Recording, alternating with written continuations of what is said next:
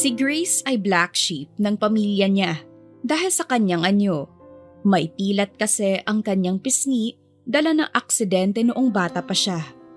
May kakambal siya at ito si Grace. Dahil isang modelo ang kakambal, napilitan siyang maging substitute sa kasal nito sa isang kilalang bilyonaryo.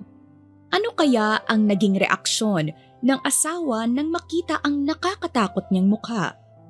Itutuloy pa kaya nito ang kasal? O tulad ng mga bisita sa araw na iyon ay lalaitin at pandidirihan siya?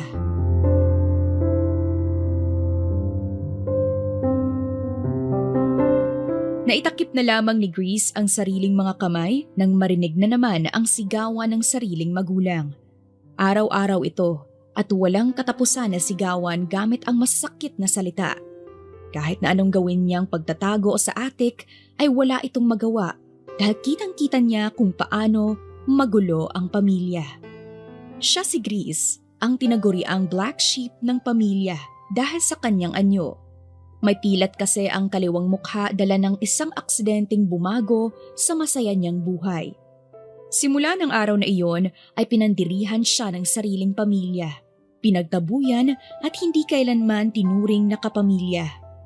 Natuto si Grace na itago ang sarili sa maliit, madilim na attic sa mansyon nila. "Iha, gising ka na ba?" Ani ng kusinera ang tumayong ina ni Grace kahit na nariyan naman ang tunay niyang ina. Dahan-dahan pa nitong binuksan ang pintuan. Mabilis namang tumayo si Grace upang tulungan ang ginang sa bitbit nitong tray ng pagkain. "Iha, kumain ka na habang hindi pa napapansin ng mommy at daddy mo ang mga kinuha ko. Baka hindi ka na naman nila pakainin lalo na't magkaaway sila." Ani pa nito na siyang nagpasikip ng dibdib ni Grace. Ito kasi ang madalas na gawin ng mommy niya, ang idamay siya sa galit nito. Minsan ay isang beses lamang siyang pakainin kaya natuto si Grace na magtago ng mga pagkain sa silid niya. Hindi rin kasi siya pinalalabas ng mga ito dahil sa takot na masira ang reputasyon ng pamilya niya. "Hindi na po dapat kayo nag-abala, Nay. Paano po kapag nalaman ito ni Mommy?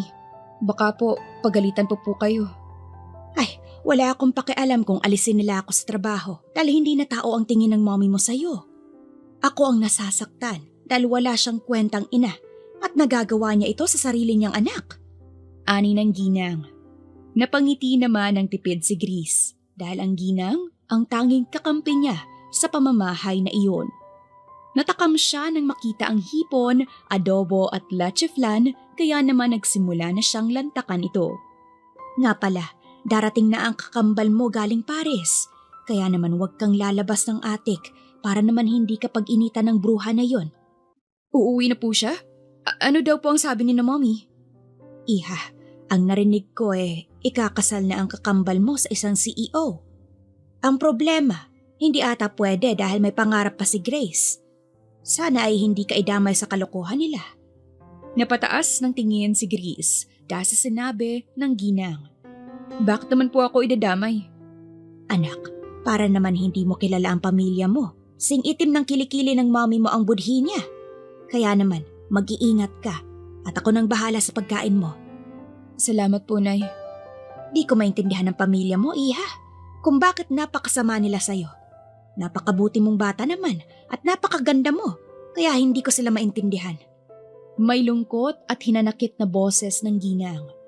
Ngumiti ng sobrang lapad si Grace upang ipakita na hindi dapat siya kaawaan sa lagay niya. "Nay, strong po ako at wala ito, okay? Sige na po at bumaba na po kayo dun dahil baka po magtaka si na Mommy." "Mag-iingat ka palagi, anak." Ani ng ginang bago ito lumabas ng attic. Nang masiguro ni Grace na wala na ang ginang doon, bumagsak ang mga luha niya. Kahit ilang beses na pala niyang narinig ang salitang iyon, hindi pa rin pala mawala ang sakit sa dibdib niya. Babalik na sana siya sa pagbabasa ng libro nang biglang bumukas ang pintuan ng attic. Iniluwan nito ang ina na galit. "Mag-usap na tayo, Grace." Mommy, bakit po?" "Lumabas ka dyan at kailangan ka namin makausap ng daddy mo. Bilisan mo at huwag kang babagal-bagal." Nagmamadali namang sumunod si Grace sa ina sa living room. Naroon ang ama na nandidiri ang tingin sa kanya. Napayuko siya dahil sa nararamdamang pangliliit. Umupo na rin ang ina niya sa tabi ng kanyang ama. Hindi na ako magpapaligoy-ligoy pa, Grace. Gusto kong pumalit ka munang bride sa kakambal mo hanggat hindi natatapos ang kontrata niya sa pagiging modelo. Simula ng ina kaya hindi napigilan ni Grace ang mabigla. Pero bakit po ako? Hindi po ba ito magiging malaking problema? Baka po magalit ang kasintahan niya kapag nakita ko. Pansamantala lamang, ikaw ang dadalo sa kasal niya, pero hindi pa rin ikaw ang magiging asawa. Ang pangalan pa rin ni Grace ang ilalagay namin sa marriage contract. Hindi makakauwi ang kapatid mo sa kasal niya next month dahil kinailangang tapusin ang kontrata niya ng 1 taon pa. Pero mommy, malaking gulo po ito kapag nalaman niya na ibang babae ang nasa kasal. Kaya nga hindi niya maaaring malaman. Tsaka, hindi niya malalaman. At maiintindihan niya dahil mahal na mahal niya ang anak ko. Wala ka na magagawa kundi tanggapin ito. Huwag kang mag-alala dahil hindi ka naman pakakasalan ng ganoong lalaki. Hindi ang isang tulad mo. Tagos sa butong sabi ng kanyang ina. Wala nang nagawa si Grace kundi ang sumang-ayon sa gusto ng ina. Siya ang dadalo sa kasal ng kapatid sa susunod na buwan. Natatakot siya para sa sarili, subalit wala siyang magagawa kundi ang sundin ang mga ito. Dahil sa kuryosong nararamdaman, hinanap ni Grace ang kasintahan ng kakambal. Napanganga at nanlalaki ang mga mata niya nang makita kung sino ito. Napakagwapo at kisig nito, kaya naman pala hindi mapakawalan ng pamilya. Idagdag pa na napakayaman ng binata, bagay na bagay lamang sa napakaganda niyang kakambal. Bago pa makaramdam ng awa si Grace sa sarili, itinulog na lamang niya ang lungkot na nararamdaman. Umasang paggising niya ay may magbabago kahit papano sa buhay niya. Mabilis lamang ang paglipas ng mga araw dahil sa wakas, ngayong araw gaganapin ang kasal ng kakambal niyang si Grace sa kasintahan na si Morocco. Kinakabahan at pinagpapawisan si Grace kahit na malakas ang buga ng aircon dahil sa takot at kaba. Nakasuot siya ng napakagandang gown na bumagay talaga sa kulay ng balat niya. May makapal siyang belo sa ulo upang maitago ang kanyang anyo at hindi ito malaman ng kasintahan ng kakambal. Nagkakaintindihan naman tayo, hindi ba, Grace? Huwag na huwag mong ipapakita ang mukha mo kay Morocco at baka tumakbo siya paalis. Kapag hindi natupad ang kasal ng kakambal mo, sa labas ka pupulutin. Ani ng kanyang ina. Walang magawa si Grace kundi ang tumango na lamang sa ina. Hanggang sa heto na nga ang kasal. Ito din ang pangarap ni Grace. Balang araw ang maikasal sa lalaking tatanggapin kung sino siya. Inilibot pa niya ang mga mata sa paligid at ang mga sikat at bigating tao pala ang naroon. Mas lalo lamang siyang kinabahan nang makita ang mapapangasawa. Mas gwapo ito sa personal at hindi niya maalis ang malapad ng ngiti sa labi nito. Dito na siya kinain ng konsensya dahil sa panluloko ng magulang. "You're so beautiful, baby." Ani ng lalaki sa malanding tinig na siyang nagpapapula naman sa mukha ni Grace. "Bakit naman ang kapal ng belo mo, baby, ha? Paano kung nadapa ka? Paano kung hindi mo makita ang kagwapuhan ko?" Biro pa nito. Akmang iaangat nito ang belong suot ni Grace nang pigilan niya ito. Kinabahan siya dahil baka mabuking siya lalo na nang makita ang ina na nanlilisik ang mga mata na nakatingin sa kanya. Binabantayan ang bawat galaw niya dahil sa takot na magkamali siya. Pwede bang huwag mong alisin ang belo? Pwede naman, hindi ba?" "Oh, sorry baby. Dapat ba mamayang kiss the bride na?" Morocco. Mahinang tawag niya sa pangalan nito. Hindi mapigilan ni Morocco ang mapatitig sa kasintahan. Hindi man niya makita ang mukha nito, subalit ramdam niya ang pagkakaiba. Para bang ibang babae ang kasama kaharap niya. Ang hindi niya maitatanggi ay kung bakit ang gaan ng loob niya at tila hinaplos ng boses nito ang damdamin niya. Itutuloy pa ba ang kasal? Ani pa ng pari. Yes, father. Go ahead. Baby, tara na at magpakasal na tayo. Pilyo pa nitong sabi. Inumpisahan na nga ang kasalan. Marami pang seremonya ang sinabi ng pari bago sila nag-isang dibdib. Hindi pa magawang sumagot ni Grease dahil nga sa kabang nararamdaman. Ang usapan nila ng kanyang ina ay matapos nila magpirma ng marriage contract, kailangan niya nang umalis sa lugar na iyon nang hindi nalalaman ng binata. Hindi siya mapakali at iniisip kung paano siya makakaalis nang hindi napapansin ng lahat. Nagulat pa siya nang bigla na lamang i-anunsyo ang "You may now kiss the bride." Kaya otomatiko siyang napalayo sa lalaki, ngunit huli na. Tuluyan na ngang natanggal ni Morocco ang belo niya, kaya naman lumantad ang hitsura niya sa lahat. Samot-saring lait at insulto ang naririnig niya sa mga tao. Kinakain siya ng pangliliit, kaya nang akmang aalis na siya sa kasal na iyon, nagulat na lamang siya nang haklitin ng binata at halikan siya nito sa harapan ng mga bisita. Magkakaibang reaksyon ang namutawi sa mga mukha ng lahat dahil sa nasaksihan. Napatayo pa ang ina ni Grease at lumapit sa dalawa upang kausapin sana ang binata nang samaan siya ng tingin nito. Morocco, gusto ko lang sana na humingi ng pasensya sa ginawa ng katulong ko. Hindi ko akalain na magagawa niyang magpanggap sa kasal ng anak ko. Lumuluhang sabi ng ginang. Hindi naman makapaniwala si Grease sa sinabi ng ina. Kaya niyang tanggapin ang pangungutya ng ibang tao, subalit ang i-deny siya ng sariling ina ang nagpalugmok sa kanya.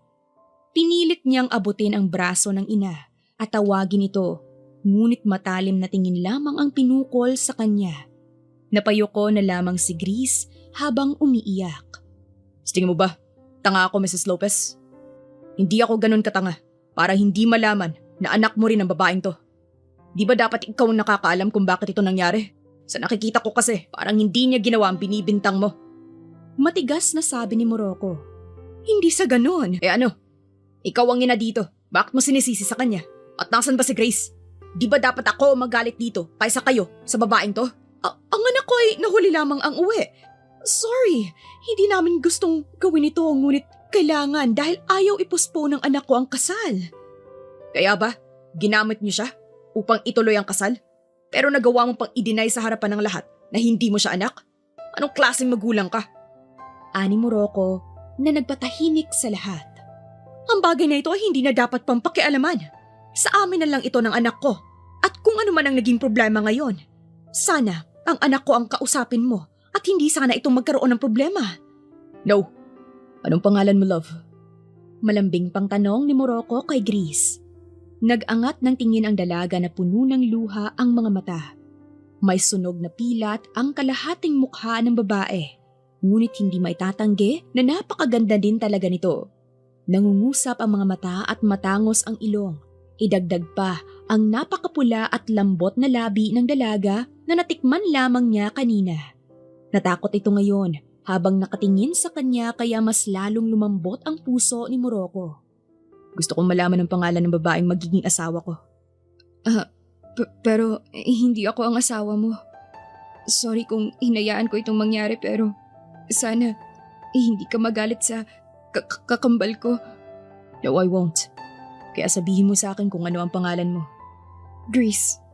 Grace ang pangalan ko. Ngumiti pa ng sobrang lapad si Morocco dahil bagay na bagay sa dalaga ang pangalan nito. Napakagandang bansa tulad niya ay bansa din ang pangalan nito. Napakagandang pangalan, pero bago ang lahat. Sean, tawag niya pa sa binatang kanina pa nasa tabi nito. Yes sir, gusto kong gumawa ka ng bagong marriage contract, pero pangalan ni Grease ang ilagay mo. Teka, anong pangalan ng babaeng ito ang ilalagay mo? Hindi pwede, dahil masasaktan ang anak kong si Grace. Di ko na problema yun, kung hindi siya dumalo sa kasalan na ito. Anong palagay niyo sa akin? Nahahayaan na lang ang lahat? Akala niyo ba, maluloko niyo ako? Hindi. Baka naman pwede pa natin itong pag-usapan. Mahal na mahal ka ng anak kong si Grace at hindi siya matutuwa kapag nalaman niya ito. Kaya naman Morocco, baka naman pwede mong pag-isipan muna ito. Hindi si Grace ang pakakasalan mo. Anak ko siya, pero hindi siya nababagay sa'yo. Shut up! Tapos na ang kasalan na ito at ayaw ko na makita pa ang pagmumukha niyong lahat. Pakisabi sa anak mo, tapos na kami. At salamat. Matigas na sabi ni Morocco bago hinila si Gris paalis ng lugar na iyon.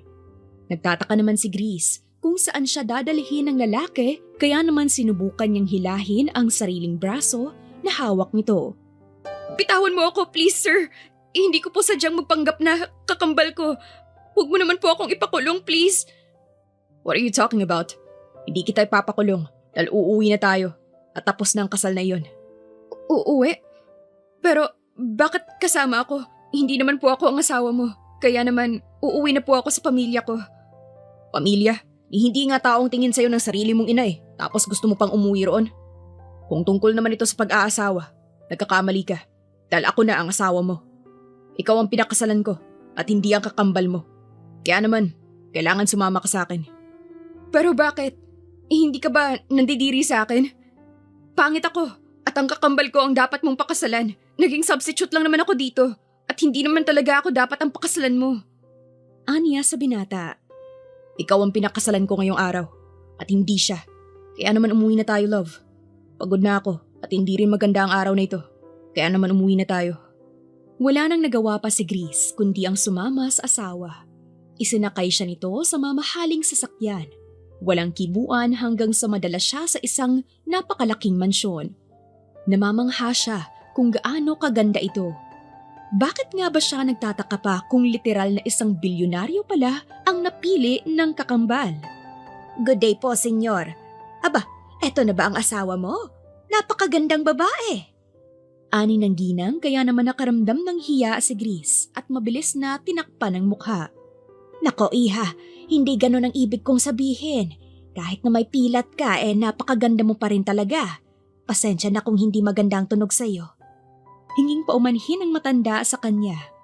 Ngumiti lamang ng tipid si Gris at pumasok na sa loob ng mansyon. Iginiya siya ng ginang patungo sa napakalaki at napakagandang silid. Ibinaybay pa niya ang mga mata sa paligid at talaga namang nakakahanga ang mga palamuti rito. Hindi mo rin gugustuhin na dumihan ang napakakinis na sahig. Iha, eto ang damit na pwede mong masuot. Magpalit ka na at nang makapagpahinga ka na. Nasaan po si, Nakaramdam pa siya ng kahihiya na itanong kung nasaan ang lalaking pinakasalan siya. Nako, ang asawa mo ba? Nasa opisina niya. Tsak na abala na naman sa trabaho ang isang yon. Okay po. Gusto ko lang po sana siyang makausap ng masinsinan. Ikaw ang tumungo sa opisina niya, iha. Kumanan ka lamang sa pasilyong yan at makikita mo ang itim na pinto. Okay po, at maraming salamat po. Hingi niya ng pasalamat sa ginang. Nagtungo na siya sa banyo na ubod ng laki. Nakakahiya man umupo sa bathtub, umupo na siya roon. Unang dampi pa lang ng tubig sa katawan niya ay napapikit siya dala ng presko at kaginhawaan nito sa kanya. Samantala, sa kabilang banda naman sa opisina na may dim na ilaw, naroon si Morocco na tahimik na sumisimsim ng wine sa hawak na baso. Hindi pa rin kasi niya matawagan ng nobya upang kausapin kung ano ba ang nagawa niyang kasalanan at ginawa ito sa kanya.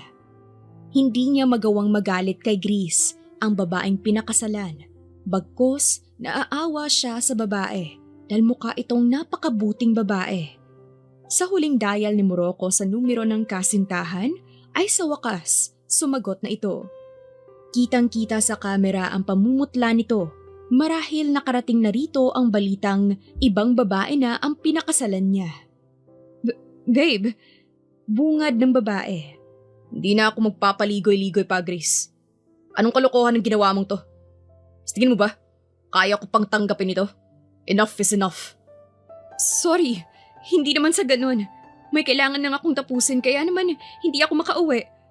Ayoko naman na iurong ang kasal natin kaya naman pinakiusapan ko si Gris na pumalit muna sa akin. Lolokohin pa ako ng magulang mo. Sana sinabi mo na hindi ka makakapunta dito para hindi ako nagmukhang tanga sa harapan ng mga tao. You know what, Grace? This is too much. Literally too much. Babe, you know how much I love you, right? Kaya ko lang naman ito ginawa dahil may kontrata pa ako na kailangang tapusin. Alam kong magagalit ka kaya naman hindi ko masabi. Please, give me 2 months at uuwi na ako ng Pinas. Please? How about your twin? Idinamay niyo pa siya sa kalokohan niyo ng ina mo. I'm sorry. Basta, uuwi ako after 2 months para ayusin kung ano man ang ginawa kong mali. Please, wait for me. Pagsusumamo ni Grace sa kabilang linya. Napabuntong hininga na lamang si Morocco at saka na binitawan ang cellphone. Ipinikit ang mga mata dahil sa pananakit ng sentido niya. Maraming problema ang kinahaharap niya ngayon. At alam niya na kalat na sa social media ang naging pagpapakasal niya. Wala siyang pakialam sa pagkasira ng reputasyon niya. Ang inaalala niya ay ang dalagang nadamay. Ang babaeng hindi mawala sa isip niya. Kahit kawangis ito ng kasintahan ay may kakaiba dito. Nagbalik lamang siya sa ulirat nang makarinig siya ng mahihinang katok. Come in. Aniya pa. Bumukas ang pintuan at iniluwan ito si Grace na nakayuko. May balabalang mukha upang matakpan ang pilat sa mukha. Hindi tuloy mapigilan ni Morocco ang pangasiman ng mukha dahil sa ginawa nito. Hi sir, pwede ba tayong mag-usap? Abby. Po? Takang tanong pabalik ng babae. Hindi mapagtanto ni Morocco kung bakit niya sinabi yon. Subalit ayaw niya na marinig rito ang salitang sir. Asawa siya nito, kaya naman kailangan nitong matuto kung paano siya tawagin sa pangalan. Sabi ko, tawagin mo akong hobby at hindi sir. Sa pagkakatanda ko, kakakasalang natin ngayong araw. Sorry, pero hindi naman ako ang kakambal kaya hindi ko kayang tawagin ka sa pangalan na yun. Pero ikaw ang pinakasalan ko ngayong araw. Opo, pero hindi pa rin ako ang kakambal. Pero gusto ko na po sanang umuwi sa amin kung maaari lang po. No! Tumaas pa ang boses ni Morocco na siyang nagpaatras naman kay Grace. Namutla siya at pinanginigan ng kamay dahil sa nerbiyos. Napansin iyon ni Morocco, lalo na ang pagtaas-baba ng paghinga ng asawa. Alerto siyang lumapit dito upang tingnan ang kalagayan ng babae. Bigla na lamang itong nagsisigaw at umiiyak. Nataranta siya bigla sa inakto nito. Sorry po. Hindi na po mauulit. Hindi ko na po gagawin ang mga ayaw niyo. Please, huwag mo po akong saktan. Wife, calm down. Nay! Sigaw pa ni Morocco sa babaeng naging kasakasama sa bahay. Mabilis naman dumating ang ginang at nagulat sa nasaksihan. Please, huwag niyo po ako sasaktan. Hindi na po mauulit. Pagwawala pa rin ni Grace. Shh! Calm down. I'm sorry. Please, calm down. Hindi kita sasaktan. Pagpapatahan pa ni Morocco sa babae. Diyos mio, anong nangyayari sa asawa mo, iho? Sandali at tatawag ako ng doktor. Huwag mo ko sasaktan, please. Mommy, hindi na po ako lalabas ng attic. Please. Nagugutom na po ako. Mahihinang bulong ng asawa. Doon natulala si Morocco nang mapagtanto kung bakit nagkakaganito ang asawa. Para bang pinunit ang puso niya sa sakit nang makita ang kalagayan nito. Niyakap niya ang asawa at kinarga ito na parang bata. Inupo sa kandungan habang patuloy sa pagpapakalma. Hindi kita sasaktan. Kaya naman kumalma ka. Thank you.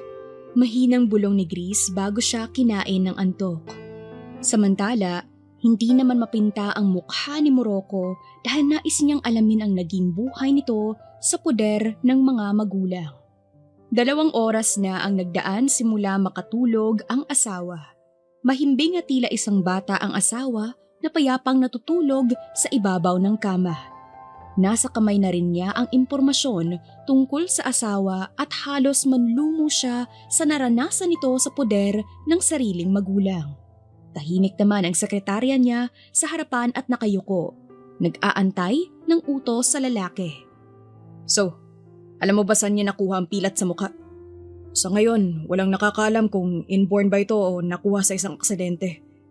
Sagot ng sekretarya. Alright, thank you. Pakisabi na lang sa pamilya ni Grace na magpo-pull out ako sa shares ng kumpanya nila. Gusto ko, ilagay mo sa alanganin ang kumpanya. Paano si Miss Grace, sir? Hindi ba pamilya niya ito? Kapag nag-pull out tayo ng shares, siguradong babagsak ang kumpanya nila.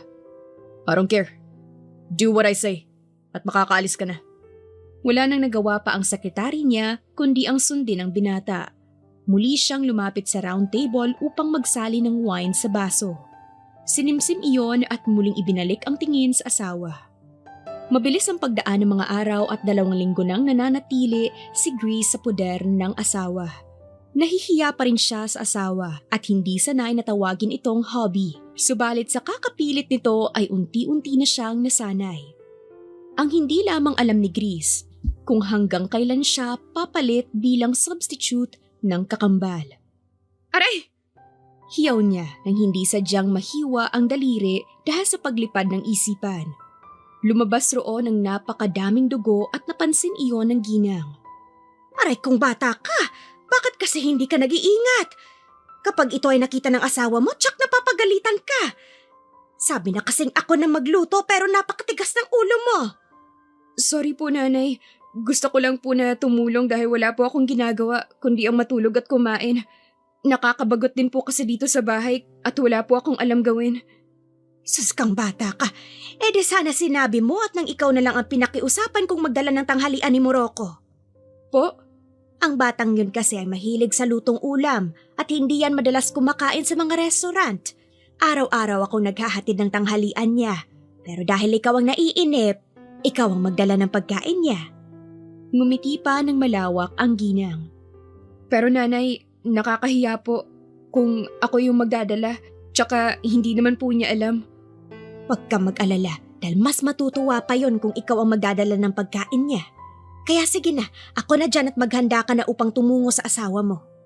Kinuha na rin ng ginang ang hawak niyang kutsilyo at ito na ang nagtuloy sa lulutuin niya dapat. Nagpasya na rin si Grace na magpunta ng silid nila ni Morocco upang mag-ayos kahit wala naman ikakaganda ang itsura niya. Isang simpleng puting dress ang pinili niya at binagayan niya ng flat shoes. Ibinalabal din niya ang tela sa ulo upang matakpan ang pangit niyang mukha. Nang bumaba siya sa wakas, ay nakahanda na ang paper bags na dadalhin. Mag-iingat ka iha at huwag kang mag-alala. Si Berto nang bahala sa'yo maghatid sa kumpanya ng asawa mo. Salamat po nanay. Ani naman niya bago lumabas ng mansyon, bit-bit ang kaba at lakas ng loob. Mabilis lang ang naging biyahe at nakarating na siya sa kumpanya ng asawa. Namangha pa siya sa ganda at laki nito kaya naman tumungo na siya sa loob.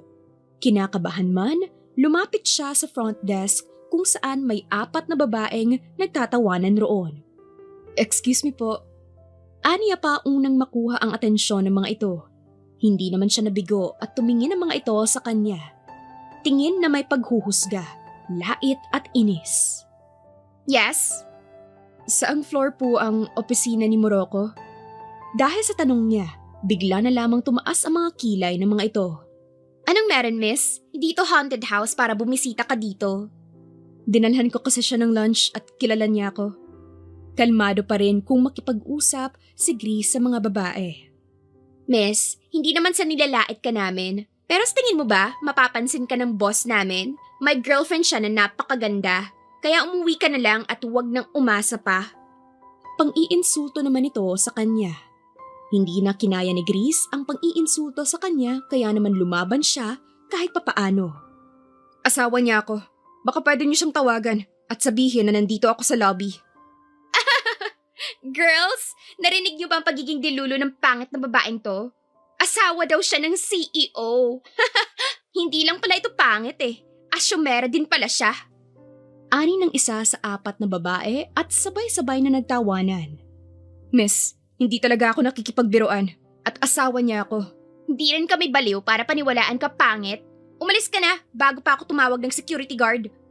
Hindi na lamang nakipagtalo si Grace sa mga babae kaya nagtungo siya sa waiting area at naupo roon. Tago ito kaya naman hindi siya masisita kung sakaling magtagal siya roon. Aantayin na lamang niya na lumabas ang asawa kung sakali. Hindi kasi niya matawagan ito dahil wala siyang cellphone. 2 oras na siya roon hanggang sa isang gwapong lalaki ang lumapit sa kanya. Ikaw si Grace, hindi ba? Tanong pa nito sa kanya. Yes, bakit po? Nauutal pa niyang tanong pabalik sa binata. May kung sino itong kinausap sa cellphone hanggang sa makita na lamang ni Grace si Morocco na tumatakbo at pawis na pawis. Nagulat pa siya nang bigla itong yumakap sa kanya at tiningnan ang buong katawan niya. Nakaramdam tuloy siya ng pagtataka kung bakit ito pawis at takot. Saan ka galing?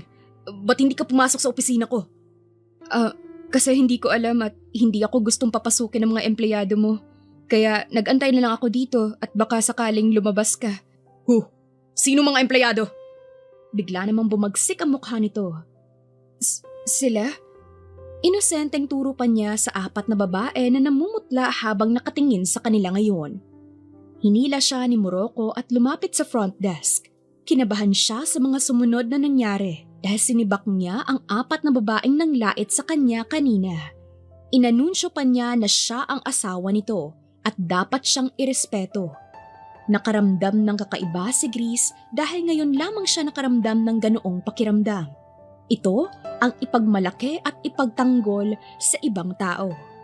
Alam kong kinikilig ka pa, miss. Pero sana kapag ganitong pagkakataon, magsabi ka sa baliw kong kaibigan dahil ginugulo kami niyan at hindi mo alam na halos ikuti namin ang Maynila. Ani ng lalaki. Pasensya na, hindi ko kasi alam eh. Ayos lang naman. Ako nga pala sa Israel. Nice to meet you, Grace. So, ako'y mauna na. Basta na lamang sumibat ang lalaking napakilalang si Israel. Gwapo ito at matangkad ngunit may pagkapilyo ang mukha. Bakit hindi ka nagsabi na pupunta ka? Napakislot pa siya nang biglang magsalita si Morocco. Wala kasi akong cellphone at saka hindi ko alam ang number mo. Right. My bad. Pero masaya ako ngayong araw. Kasi, dahil ikaw nagdala ng pagkain ko. Maliit na bagay. At saka wala kasi akong ginagawa. Kaya naman, ako na lang ang nagdala. Napayuko pa si Grace. Hindi naman mapigilan ni Morocco na mas lalo itong harutin dahil parang kamati sa pula ang asawa. Kumain ka na pala at hindi na lang ganon kainit ang mga to. Kaya naman tiisin mo muna.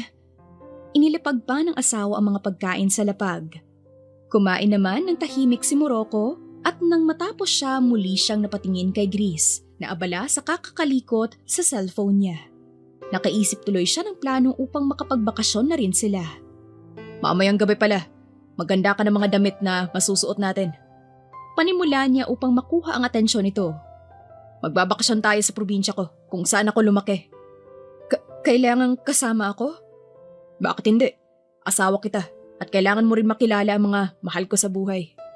Salamat pero gusto ko lang sana itanong kung hanggang kailan mo ako magiging asawa? Kailan babalik ang kakambal ko? Nang wala naman bigla ang saya ni Morocco dahil sa biglang tanong ng asawa. Kasal tayo. Pero hindi ba siya naman dapat ang pakakasalan mo? Siya ang pinakasalan mo. Baka masaktan ang kakambal ko. Hindi siya ang pinakasalan ko, kundi ikaw. Hindi ko na rin kasalanan kung bakit niya ito ginawa. Pero wag mo yung isipin dahil kasal tayo. Malamig na tura ni Morocco. Hindi rin niya maintindihan ang sarili kung bakit kailangan pa iyon ipaalala ng babae. Sa mga nagdaan na araw, hindi na talaga sumagi sa isipan niya si Grace. Ang alam ng isipan niya ay si Grace ang asawa. Ilang beses din niyang nakausap si Grace at pinapaalala ang nakaraan nila.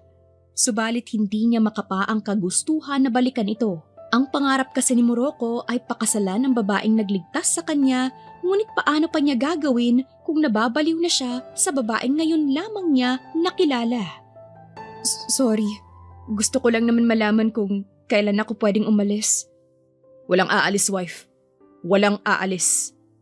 Pinal niyang sabi, kaya muling nanaig ang katahimikan ng buong opisina. Hindi na muling napag-usapan ang tungkol sa paghihiwalay. Hindi na rin naglakas pa ng loob si Grace na muling tanungin ang asawa dahil ramdam niya ang pagbabago ng mood nito. Nang gabi na rin na iyon, nag-empake sila ng mga damit at kinabukasan din ay bumiyahe sila pauwi sa probinsya ni Morocco. Ganoon na lamang ang gulat ni Grace nang mabungaran ng probinsya na kinalakihan niya. Bigla niyang naalala ang lolo't lola niya na nag-alaga sa kanya noong 7 taong gulang pa lamang siya. Dito ka lumaki? Yes, welcome sa lugar kung saan ako lumaki, wife. Sa malaking bahay na gawa sa kahoy, doon sila nagtungo ni Morocco. Ito ang may bitbit ng maleta at nakasunod lamang siya sa likuran nito. Mag-asawang may katandaan na ang sumalubong sa kanila. Ito pala ang lolo at lola ni Morocco. Aba, eto na ba ang asawa mo? Napakaganda mo naman, Iha. Salamat at pinakasalan mo ang apo naming baliw. Biro pa ng matandang babae.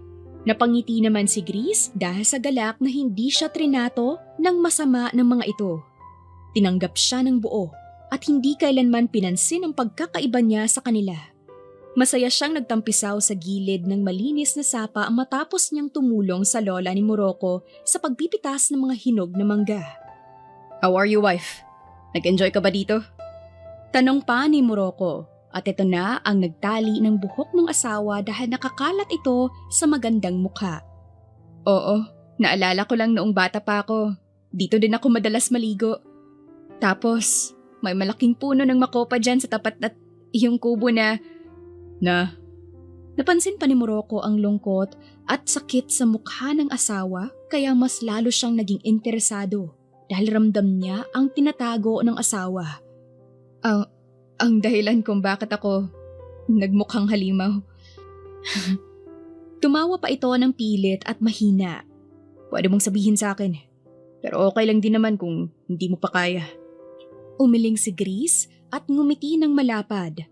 Napag-isipan niya na ito ng ilang araw. Mabait ang lalaki sa kanya, kaya naman dapat lamang na malaman nito ang totoo. Kung saan nga ba niya nakuha ang pilat sa kanyang mukha. Wala na rin naman magagawa kung malaman pa nito ang katotohanan dahil alam niya na magwawakas din ang kanilang masayang pagsasama. "Ang totoo niyan, nakuha ko ito sa isang sunog na nangyari dito noong 7 taong gulang pa lamang ako. Walang nakakaalam kung sino ang may gawa ng sunog na yon pero may isang batang lalaki kasi na natrap roon sa loob ng kubo. Nawalan siya ng malay. Walang naglakas ng loob na iligtas siya pero ako ang sumugod doon. Gusto ko siyang iligtas pero sa kasamaang palad, nagawa ko siyang mailigtas at siya naman pagkasunog nitong mukha ko dahil sa malaking kahoy na bumagsak sa amin. Noong una akala ko okay lang, maaayos pa itong muli paglaki ko pero wala na akong kakayahan pa. Hindi ko nga alam kung nasaan na ba yung bata na yun. Sana nasa mabuting kalagayan siya ngayon." Nakangiting kwento ni Grace kay Morocco na tahimik lamang sa tabi nito. Maraming katanungan ang nasa isip niya. Kinakabahan, nanginginig at gusto niyang umiyak. Nanginginig ang mga kamay niya dahil gusto niyang yakapin ang asawa. Siya ang may kasalanan kung bakit nasira ang mukha nito. Siya ang batang iniligtas nito noon. Ngunit bakit inakala niyang si Grace ang batang yun? Nang magising siya sa ospital, isang batang babae ang naroon at ang sabi ito ang nagligtas sa kanya. Bago pa siya mawala ng malay, nakita niya ang mukha ng batang iyon. Iyon din ang dahilan kaya nais niyang pakasalan si Grace dahil ito ang nagligtas sa buhay niya. Ngunit mali pala ang paniniwala niya. "Matapos ang sunog na yun, anong nangyari sa'yo? Bakit hindi mo pinaayos ang mukha mo?" "Hindi naman na kailangan. Dahil bata pa naman ako noon. So, hindi matanggap ni Mommy. Pangarap kasi niya sa amin ni Grace, maging modelo. Nag-cancel sila ng mga kontrata ko dati dahil nga sa naging lagay ko. Hindi ko sila masisisi dahil nga pumangit ako." "Love, hindi ka pangit, okay? Huwag mong isipin yan. You're so beautiful at alam mo yan. Ikaw ang pinakamagandang babae na nakilala ko." Payak na napangiti si Grace sa sinabi ni Morocco. Alam naman niya kung bakit nito sinabi ang salitang yun. Marahil naaawa siya sa lagay niya o nakakaawa naman talaga siya ng lubos. "Salamat, pero pwede ba akong humingi ng pabor sa'yo, Morocco?" "Oo naman. Pwede bang tratuhin mo ko ng hindi pinapakitaan ng kakaiba? Pwede bang maging mabait ka sa akin, ngunit hindi ka magiging sweet? Hindi mo ako pakikitaan ng kabutihan na may ibang ibig sabihin. Gusto kong itrato mo ko na tila hindi ako mahalaga kasi sa totoo lang. Alam ko naman na matatapos ito. Ibabalik kita sa kakambal ko at hanggat kaya ko pa sana, mabitawan pa kita." Pumatak ang luha sa mga mata ni Grace nang sa wakas ay maamin niya ang tunay na nararamdaman. Ilang araw niya na itong pinag-iisipan kung tama pa ba ang nararamdaman niya para sa asawa. Alam niyang hiram lang ang asawang nasa harapan niya, ngunit hindi niya mapigilan ang sarili na hindi ito ibigin. Ito lamang kasi ang tanging tao na ang tingin sa kanya ay hindi isang halimaw. Alam naman niya na hindi siya mamahalin nito at mali ang ibigin ang minamahal ng sariling kakambal. Hindi mo naman kailangang sumagot sa inamin ko sa'yo eh. Pero mas bibigat din kasi kung hindi ko sasabihin. Alam ko na masama ang mahalin ang dapat na asawa ng kakambal ko. Kaya naman, kapag nakauwi na siya ng Pinas, hindi mo naman ako kailangan pang isipin. Tumawa pa siya ng pagak. Bakit ko naman gagawin yun? May sekreto din ako na hindi mo alam. Sa pagkakataong ito, si Morocco naman ang lumuluha sa harapan ni Grace. Gulat at hindi makapaniwala si Grace sa nakikita ngayon sa asawa. Lumuhod pa ito sa harapan niya. Yumakap sa kanyang bewang at doon lumuha ng tahimik. Naguguluhan siya sa inaasal nito subalit na natili siyang tahimik at pinakikiramdaman ito. Ang batang iniligtas mo noon ay ako, Chris. Ako ang batang yun. I'm sorry. Ang inakala ko ay si Grace ang batang yun. Siya ang naroon ng mga panahon na magising ako kaya siya ang inakala ko. Hindi ko alam. Hindi ko sinasadya na masira ang buhay mo. Nang dahil sa akin, alam ko hindi naging madali ang buhay mo, lalo na sa pamilya mo. Pag-amin ni Morocco. Anong sinabi mo? Ako ang batang lalaki na iniligtas mo noon. Ako ang may gawa kung bakit nasira ang mukha mo. Sorry, love. I'm really sorry. Paano? Ikaw yun? Morocco naman. Huwag mo naman akong paasahin dahil ako yun. Ako. Babawi ako. Babawi ako sa lahat ng pagkukulang ko sa'yo. Mali ako ng babaeng nakilala agad. Kung alam ko lang, hindi ka mahihirapan ng ganito, Grace. Sorry. Patawarin mo ko. Tahimik lamang na lumuluha si Grace samantalang yakap naman siya ni Morocco na patuloy sa paghingi ng kapatawaran. Tulad nga ng sinabi niya na hindi siya galit, wala siyang maramdaman na galit sa asawa dahil kagustuhan niya ang pagligtas rito noon pa man. Tumahan ka na riyan dahil hindi ako galit at alam mong hindi ako kailanman nagalit sa'yo. Hindi kita sinisisi, alam mong hindi kailanman at hindi yun mangyayari. Thank you. Tara na at umuwi na tayo kay nanay para naman makatulong ako sa kanya. Punasan mo na rin ang luha mo dahil baka isipin nila na sinaktan kita. Wala akong pakialam sa sasabihin ng ibang tao. Ang sa akin lang ay masaya ako dahil nalaman ko ang totoo. Sobrang saya ko na nalaman kong ikaw ang batang yun. Kalimutan na natin dahil matagal na ring tapos at hindi ko kailanman na pinagsisihan na iniligtas ka. Tara na, dahil baka abutan tayo ng gabi dito. Nakangiting aya ni Grace sa asawa. Ngumiti at yumakap muna si Morocco sa babae bago nila nilisan ang gilid ng sapa. Sa kabilang banda naman ay ang kakambal ni Grace na si Grace na nagpupuyos sa galit dahil hindi sinasagot ng kasintahan ang mga tawag niya. 2 linggo na siyang iniiwasan ng lalaki at hindi niya alam kung bakit. Humingi naman siya ng kapatawaran sa nagawa at handa siyang bumawi rito. Kaya kahit hindi pa tapos ang kontrata ay napilitan siyang bitawan ito upang puntahan lamang ang binata. Pagod siyang sumalampak sa mahabang sofa ng mansyon nila nang lumapit ang kanyang ina. Tahimik ito at tila malalim din ang iniisip ni hindi siya napansin. Mom, hindi mo ba ako i-welcome dyan? Kakauwi ko lang at gusto ko kayo makausap ni Daddy. Anak, hindi ka ba nag-aalala? Ang pinakasalan ni Morocco ay ang kakambal mo. Hindi kaya sila ang magkaibigan kung sakali? Lalo na't magkasama sila sa iisang bubong. Anong sinabi mo? Magkasama sila sa iisang bubong? Mom! Walang nagsabi sa akin na magkasama sila. Ang alam ko lang ay naging substitute ang pangat na babaeng yun. Mas lalong namula ang babae sa galit sa isiping magkasama ang kakambal at kasintahan. Hindi lamang iyon ang dahilan kung bakit siya nagagalit dahil naiisip niya rin na baka mabuking siya. Na baka malaman ng lalaki ang tunay na pagkatao at hindi niya kakayanin kung iiwan siya basta-basta ng lalaki. Hindi sa kakambal niya at hindi kahit kaninong babae. Anak, si Morocco ang may gusto ng bagay na iyon at wala kaming magawa. Sila ang mag-asawa anak at hindi kayo. What? Hindi ang pangalan ko ang nasa marriage contract? Paano nangyari yun? Anong kalokohan ginawa ng Grace na yan? Si Morocco ang nagbago ng bagay na iyon at wala na kaming kontrol. Anak, bakit hindi na lang kaya natin sabihin sa kanila ang totoo? Sa tingin ko, eto na rin ang panahon para malaman ni Morocco ang totoo. Natatakot ako na baka malaman niya ang lahat. Ani ng ginang na talaga namang mababakas ang matinding takot sa mga mata. No! Anak, masyado nang malaki ang nagawa nating kasalanan sa kakambal mo at sa nobyo mo. Kapag nalaman nila ang totoo, mas lalong sasama ang tingin nila sa atin. Eh di maging masama kung masama. Pero wala akong pakialam pa. Akin lang si Morocco at ako ang batang nagligtas sa kanya noon. Iyon ang totoo at hindi yun magbabago. Kukunin ko siya sa pangit na babaeng yun at hindi mo ko mapipigilan.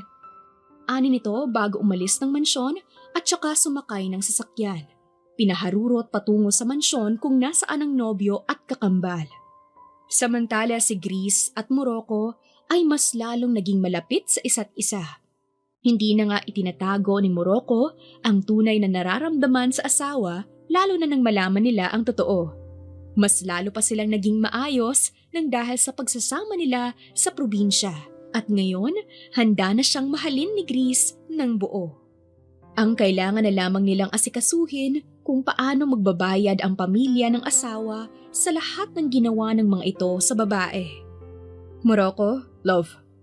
Pagtatama niya, sandali namang tumigil sa pagmamasa ng harina at bumaling ng tingin ng asawa sa kanya. Gusto ko lang sana na iabot mo sa akin ang asukal na nasa tabi mo. No. Bakit? Call me first muna. Morocco? No. Call me love. Siya namang pamumula ng mukha ni Grease. Pero hindi ako sanay na tawagin ka sa tawag na yan. Isa pa, paabot lang ako ng asukal. Alam mo love, malapit na ako magtampo sa'yo. Ani pa ni Morocco na nagpabilog naman sa mata ni Grease. Anong ibig mong sabihin? Bakit ka naman magtatampo sa akin? May nasabi o nagawa ba akong mali? Unang-una, hindi mo ko gustong katabi sa pagtulog. Kaya naman, hiwalay pa rin ang kwarto natin. Pangalawa, hindi man lang kita mahalikan. Pangatlo, ayaw mo pa akong tawaging love. At pang-apat, alam mo naman na mahal kita. Pero bakit ayaw mo pang tanggapin? Ano bang sinasabi mo dyan? Masyado ka na bang gutom? Kaya kung ano-ano na mga sinasabi mo? Umiwas na lamang ng tingin si Grease dahil sa pagiging prangka at vocal ng asawa. Hindi pa rin siya sanay sa affection na pinapakita nito, subalit hindi itatanggi ni Grease na masaya siya at gusto niya ito. Call me love muna kasi. Morocco, please. Nag-poppy eyes pa ito. Love, di ko narinig. Love nga, paabot ng asukal. Pulang-pula na si Grease dahil sa kagagawan ng asawa niya. Isa pa nga, at ang sarap sa ears. Tumaas baba pa ang kilay nito, kaya naman mas lalong namula ang mukha ni Grease. Love, paabot ng asukal please. Pinatigas pa ni Grease ang boses at tiningnan ng asawa sa mga mata nito at seryosong tumingin sa ibabaw. Ang akala naman ni Grease ay iaabot ang asukal. Ngunit nagulat siya nang haklitin ng lalaki ang batok niya at siilin siya ng halik. Dahil sa pagkabigla, hindi siya agad nakagalaw at nakakilos. Ramdam niya ang mapupusok na halik nito sa kanya. Lalo na ang mahihinang angil nito. Hindi rin nagtagal ay nadala na rin siya sa halik kaya kusang sumunod ang kanyang mga labi. Tumagal ang halikan nilang dalawa hanggang sa kargahin siya nito at iupo sa ibabaw ng sink. Ipinulupot naman ni Grease ang mga braso sa batok ng asawa. Naghiwalay lamang sila ng kapusin ng hininga. Kitang-kita ni Grease ang pag-apoy ng matinding pagnanasa sa mga mata ni Morocco. Stop me love, baka hindi ako makapagpigil at may laman na ito next month. Hinawakan pa nito ang impis niyang tiyan. Ano bang sinasabi mo dyan? At saka ibaba mo na ako dito, baka hindi matapos agad ang pabibake ko. Mga hayop! Ang kapal na mukha niyong lokohin ako! Morocco! Ang kapal na mukha mong gawin sa akin to! Ang kapal niyong dalawa! Malakas na sigaw ni Grace ang kakambal ni Grease. Naabutan kasi nito na naghahalikan ang dalawa, kaya naman umuusok na ngayon ang ilong nito sa galit. Grace, ang kapal mo Grace! Ang kapal na mukha mong landiin ng nobyo ko! Wala ka bang kahihiyan sa katawan ha? Saan mo kinuha ang kapal na mukha mo para sulutin ang nobyo ng sarili mong kakambal ha? Hindi naman sa ganun. Makinig ka muna sa akin. Makinig? Para ano? Iyakan mo ko? At sabihin na hindi ko naman sinasadya. Minahal ko lamang siya at hindi ko napigilan ang sarili ko. Ganon ba? Dinuro pa nito si Grace na lumuluha ngayon. Hindi naman sa ganon. Grace, let's go at mag-usap tayong dalawa. Sinubukan pang hawakan ni Morocco ang siko ni Grace nang sampalin siya nito ng sobrang lakas. Napaling pa kanan ang ulo ni Morocco at saka naramdaman ng hapdi ng pisngi niya dahil sa talas ng kuko ng babae. Ano? Sasabihin mo sa akin na hindi niya sinasadya? Ganon ba? Na mahal mo na siya? Ganon ba? Ha? Grace, huwag mo naman siyang saktan, please. Baka mapatay pa kitang malandi kang pangit ka. Enough! Malakas na sigaw ni Morocco. Di ba akong dapat magtanong sa'yo kung anong ginagawa mo sa pamamahay namin ng asawa ko? Di ba dapat ang tinatanong mo ngayon ang sarili mo kung anong ginagawa mo? Wala kang karapatan na pagsalitaan ng ganyan ng asawa ko, Grace. Dahil wala kang karapatan. Wala akong karapatan? Niloloko mo ko, Morocco. Niloko mo ko at pinakasalan mo ang kakambal ko na dapat ay ako yon. Wala akong karapatan na masaktan? Bakit? Sinaktan mo ko tapos wala pa rin karapatan? Kahit na panay ang agos ng mga luha nito ay walang maramdaman si Morocco. Mas lumapit pa siya sa asawa upang aluhin ito dahil natatakot siya na baka muling mangyari ang isang beses na gabing iyon. Ikaw ang may gusto na maging substitute siya sa kasal natin, hindi ba? Ikaw ang hindi pumunta sa kasal natin. Kaya anong kinagagalit mo? Ani ni Morocco kaya sandaling natahimik si Grace. Dahil hindi ko pwedeng iwanan ang trabaho ko. Pero sana, hindi pangalan niya ang nilagay mo sa marriage contract? Girlfriend mo pa rin ako. You're wrong. Dahil ang araw na ginawa mo yun, wala ka ng kasintahan. Malaki ang nagawa mong kasalanan sa akin, Grace. Malaking malaki. Kaya umalis ka na bago ako pa ang magpalaya sa'yo. Pagbabanta ni Morocco ngunit hindi talaga nagpatinag ang babae. Ano? Ha? Tinatakot mo ko ngayon, ganun ba? Dahil lamang sa pangit na babaeng yan? Sabi ng tama na. Di ba dapat magkaroon ka ng konting kakapalan ng mukha para sabihin yan sa babaeng tunay na nagligtas sa akin noon? Binilog mo ang ulo ko, Grace. Pinaniwala mo ko na ikaw ang batang yun noon. Kaya naman, anong karapatan mong magalit ngayon sa akin, ha? Anong sinasabi mo dyan? Ako ang batang yon at hindi si Grace. Di mo na mabibilog ang ulo ko at umalis ka na ng pamamahay ko bago pa ako maubusan ng pasensya sa'yo. Umalis ka na at tantanan mo na ako simula ngayon dahil wala na tayong dapat pang pag-usapan. Ako ang tunay na nagligtas sa'yo, Morocco. Hindi si Grace. Bakit hindi siya ang tanungin natin, hindi ba? Grace? Hinila pa rito si Grace at saka hinawakan sa magkabilang braso. Napahiyaw naman sa sakit si Grace nang maramdaman ang matatalim na kuko ng kakambal na bumaon sa magkabila niyang braso. Ngayon, sabihin mo sa kanya ang totoo na ako talaga ang batang yon at hindi ikaw. Grace, hindi ba hindi ka naman sinungaling at mahalaga sa'yo ang kaligayahan ko? Aminin mo sa kanya na hindi ikaw at ako ang batang yon. Kinain ng matinding takot si Grace dahil ganitong-ganito ang kakambal sa tuwing may pinapaako itong kasalanan sa kanya.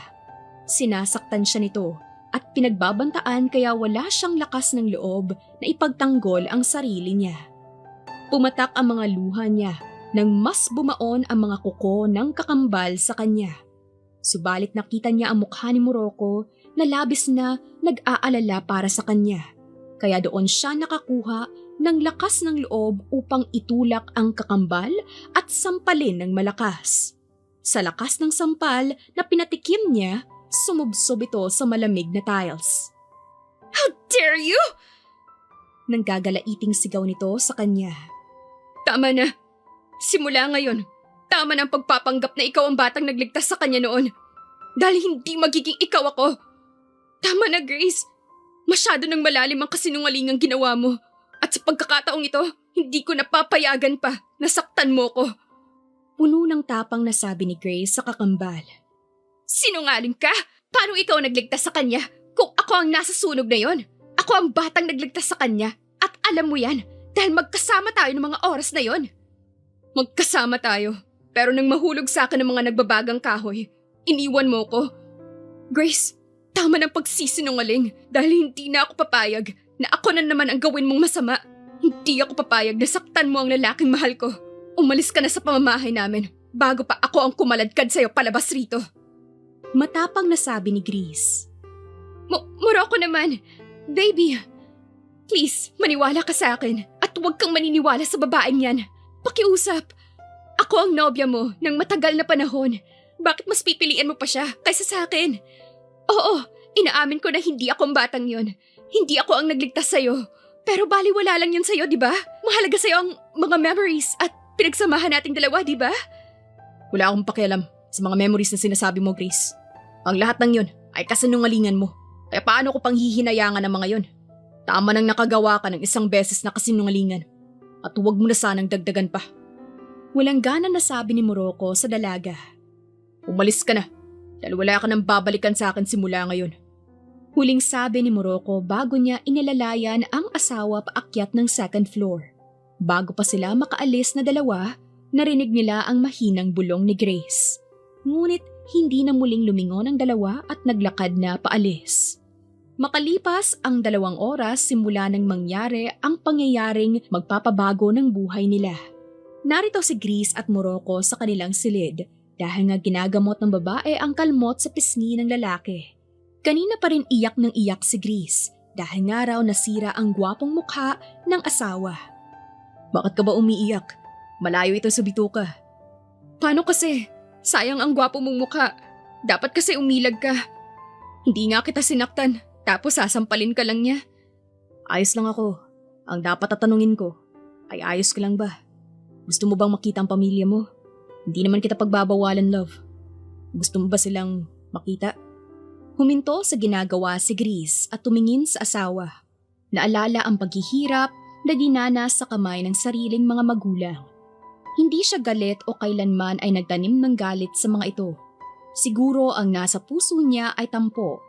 Nagtatampo siya sa mga magulang niya dahil hindi siya pinahahalagahan ng mga ito. Subalit minsan, hindi na rin kailangan pang marinig ang mga paliwanag o paghingi ng tawad ng mga ito. Maluwag sa kalooban niya na napatawad niya ang mga ito. Sa tingin ko, hindi naman kailangan na makita ko pa sila. Ikaw ang mahalaga sa akin, Morocco. Ikaw na ang bagong pamilya ko ngayon at ang magiging pamilya natin. Hindi man naging maganda ang naging buhay ko sa pamilyang iyon. Subalit, naging masaya ako dahil isinilang ako sa mundong ito. Pinapatawad ko na sila sa lahat ng nagawa nilang kasalanan sa akin. Pero hindi na para makita pa sila. Ikaw ang iniisip ko. Ikaw ang gusto kong maging prioridad, love. Kayo na mga magiging anak natin. Wala na akong masabi dahil bakit binigyan ako ng asawa na nuknukan ng bait at ganda. Bakit kasi ngayon ka lang eh? At kailangan ko pang masaktan ng sobra bago ka dumating. Biro pa ni Morocco. Loko. Halika na at gamutin na natin ang sugat mo dahil baka ma-infection pa yan at sayang naman kung hindi mamanahin ng anak ko ang poging mukha na to. Bakit, love? Handa ka na bang magkaanak sa akin? Handa ka na bang isilang ang mga anak ko at manahin ang kagandahang loob mo? Love, handa ako simula nang mahalin kita. Handa ako sa lahat ng bagay at handa akong maging ina ng mga anak mo. Kaya naman, huwag kang magtatanong ng ganyan sa akin dahil hindi mo alam kung gaano ko gustong magkaroon ng anak sa'yo. Ikinulong pa ni Grace ang mukha ng asawa tsaka pinalatakan ng halik ang tungki ng ilong nito. Mahal kita. Mahal na mahal kita. Bumaba ang halik ni Grace naman sa pisngi ni Morocco. Hahalikan sana niya ito sa labi ng kusang ngumuso ang lalaki. Natawa na lamang si Grace dahil sa baliw niyang asawa. Ang tagal ng kiss ko ah. Sino ba kasing nagsabi na hahalikan kita ha? Masyado ka namang assuming eh. Tinitingnan ko lang ang mukha mo. Akala mo naman hahalikan ka na. Biro din niya sa asawa. Ganun ah. Ginaganyan mo na ako ngayon ah. Pinasasabik mo ako sa labi mo, ganun ba? Para sabihin ko sa'yo, love, mas lalo akong nananabik sa ginagawa mo. Sisiguraduhin ko talagang may maliit at maingay ng batang tumatakbo dito. Loko. Pero bago ang lahat, gusto ko lang sanang itanong sa'yo, love, kung handa ka bang ipaayos ito. Hinalikan pa ni Morocco ang pilat sa pisngi. Hindi nakaimik si Grace dahil pangarap niya iyon. Kahit hindi maibalik ang dati niyang mukha, mabawasan lamang iyon. Ngunit ilang doktor na ang nilapitan niya noon at hindi na raw maaayos pa. Gusto ko, pero hindi na kasi siya kaya. Kaya naman, hindi ko na pinipilit pa. Pero okay lang naman at hindi naman siya nakakasagabal sa akin. Ngumiti pa siya ng pilit. Alam kong umaasa ka na maaayos pa ito at hindi kita bibiguin. Kung kailangan ko pang ipunin lahat ng magagaling na doktor sa buong mundo, ay gagawin ko. Kaya magtiwala ka lang sa akin. Ngiti lamang ang isinagot ni Grace sa asawa dahil sa loob-loob niya ay naniniwala siya dito. Magtitiwala siya dahil kahit kailan ay hindi siya nito binigo. Bago sila lumipad sa ibang bansa, hindi na kailanman muli ng gulo ang kakambal ni Grace. Nabalitaan nila na lumipad na rin ito sa Paris upang ipagpatuloy ang pangarap. Nakangiting nilisan ni na Morocco at Greece ang Pinas para sa nalalapit na operasyon ni Greece. Lumipas ang 2 taon at nanatili pa ng 1 taon si Greece sa ibang bansa dahil sa matagal na recovery niya mula sa operasyon niya. Nagdalang tao kasi siya at hindi siya maaaring sumailalim sa isang surgery kaya naman hindi muna tinuloy ang nalalapit na operasyon. Nauna na rin umuwi ng Pinas si Morocco, dala ang 1 taong gulang na anak na si Holland. Ang pinagbiyak na bunga ni Morocco at wala man lang nakuha kay Greece. Hindi naman mapakali si Morocco dahil sa kakaiyak ng anak at kailangan niya rin magmadali dahil pauwi na ang asawa. Di mo ba kayang patahanin ang anak mo?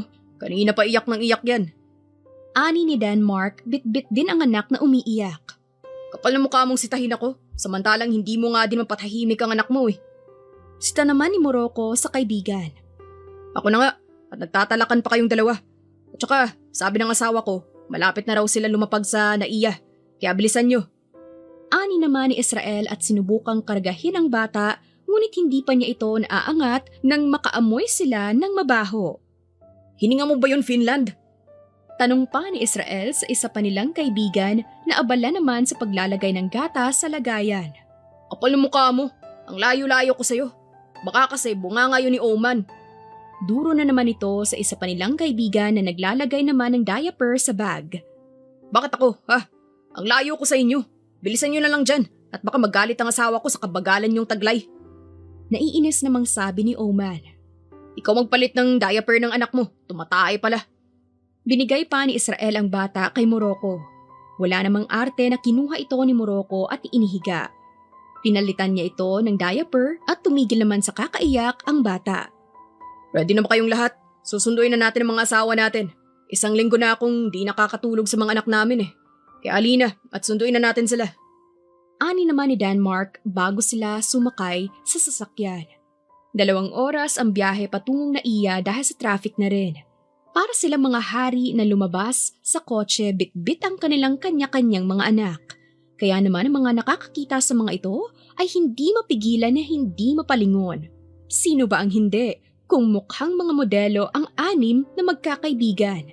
Si Denmark na bit-bit ang 1 taong gulang na anak at 2 pang nasa 7 taon at 5 taon.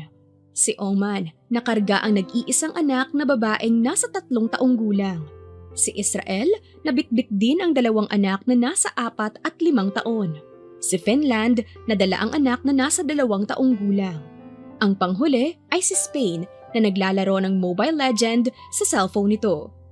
Hoy loko, baka gusto mong tulungan ako sa mga gamit ng mga bata. Wala ka nang inatupag dyan kundi paglalaro ng lintik na online games na yan. Sita ni Denmark sa kaibigan. Aba, kasalanan ko ba na nagpaparamihan kayo ng anak?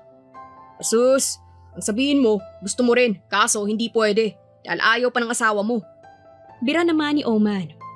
Tigilan mo nga ako. Nasaan na yung mga gamit nyo? Nang wala kayong masabi. Naglakad na sila papasok ng airport. Nakita nila agad ang mga asawa na magkakasama at nagtatawanan. Oo, ang mga asawa nila na nagpasyang samahan si Grace sa huling 1 linggo nito roon. Bago man sila umuwi ng Pinas ay nagbakasyon ang mga asawa nila at sila ang nag-alaga sa mga bata. Sabay-sabay na tumakbo ang 5 babae sa mga asawa nila. Walang kasing saya ang mga ito. Samantala, tahimik na nag-aantay si Morocco sa asawa. Hindi pa niya ito nakita simula nang matapos ang operasyon ng asawa. Kinakabahan siya at excited na makitang muli ang asawa. Hindi naman siya binigo nito dahil isang napakagandang babae ngayon ang naglalakad palapit sa kanya. Napakagandang babae na may malawak na ngiti sa labi. Naiyak si Morocco dahil sa nakikita ngayon. Ang asawa niyang nakakasilaw ang ganda at tila isang anghel na bumaba sa langit. Love, you're so gorgeous. Mahinang bulong ni Morocco sa asawa. I miss you, love. I miss you, baby Holland.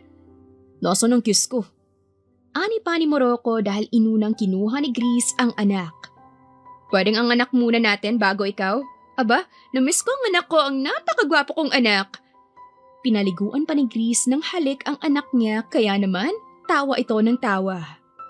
I miss you. Ani pa ni Morocco sa asawa. I miss you so much din, love. Kung alam mo lang kung gaano kahirap na mapalayo sa inyo. Pero nandito na ako. Hindi na tayo maghihiwalay ulit. Mahal na mahal kita. At maraming salamat sa lahat ng ginawa mo para sa amin ni Holland. Gagawin ko ang lahat para sa'yo. Para maging masaya ka. Nasaan ang kiss ko? Bakit hindi mo pa ako gustong halikan na? Kunwari pang nagtampo ito. Tawa lamang ang nagawa ni Grace bago siya lumapit sa asawa at halikan ito sa labi. Tumagal ang halikan nila kaya nakarinig sila ng kutsa sa mga kaibigan. Mamaya ka sa akin. Biro at pagbabanta pa ni Morocco sa asawa. Tawa lamang ang nagawa ni Grace bago sila magkahawak kamay na sumunod sa mga kaibigan nila. Ang tawanan at kwentuhan ang namayani sa loob ng sasakyan nang makapasok sila dito.